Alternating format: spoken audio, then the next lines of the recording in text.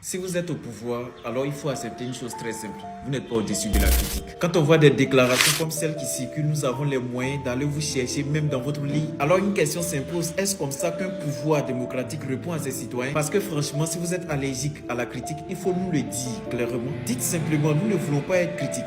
Au moins, ça sera honnête. Mais ne venez pas nous parler de démocratie le matin et le soir. Menacez ceux qui utilisent leur voix pour dénoncer ce qui ne va pas. Un pouvoir fort ne tremble pas devant une critique. Il répond à la critique. Vous estimez qu'un citoyen raconte n'importe quoi, répondez-lui avec des arguments. Vous estimez qu'une accusation est fausse, démentissez-la. Vous estimez qu'une information est mensongère, apportez les preuves. Vous estimez qu'une personne dépasse les limites, la justice est là. Mais la menace ne constitue pas un argument, je suis désolé. Et surtout, ne demandez pas aux citoyens d'être responsables si certains responsables eux-mêmes tiennent parfois des propos qui dépassent les limites. Parce que soyons cohérents, quand vous demandez aux internautes de surveiller leur comportement sur les réseaux sociaux, les responsables politiques doivent eux aussi surveiller leurs propres paroles. La responsabilité ne peut pas être à sens unique. Et soyons clairs, critiquer un gouvernement, ce n'est pas renverser l'État. Dénoncer un problème, ce n'est pas détester son pays. Questionner une décision publique, ce n'est pas être un ennemi de la nation. Au contraire, dans une démocratie, le citoyen doit pouvoir dire: Monsieur le ministre, je ne suis pas d'accord avec vous. Et vous devez pouvoir lui répondre: voilà pourquoi vous avez tort. Voilà le débat de la démocratie. Parce qu'à chaque fois qu'un citoyen ouvre la bouche et que la réponse devient: